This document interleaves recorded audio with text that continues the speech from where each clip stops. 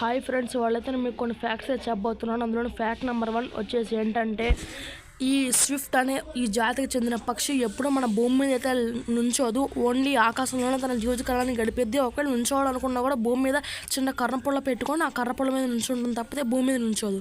Fact number 2 వచ్చేసి ఏంటంటే, మనం దుస్తులు లేకుండా పడుకుంటే మనకి పీడకలలు వచ్చే ఛాన్సెస్ ఉన్నాయని మన శాస్త్రవేత్తలు అయితే చెప్తున్నారు. ఇలా పడుకోకూడదు, శాస్త్రవేత్తలే చెప్తున్నారు. ఫ్యాక్ట్ నెంబర్ 3 చూసే కంటే మన ఛానల్ అయితే సబ్స్క్రైబ్ చేసి లైక్ కొట్టండి.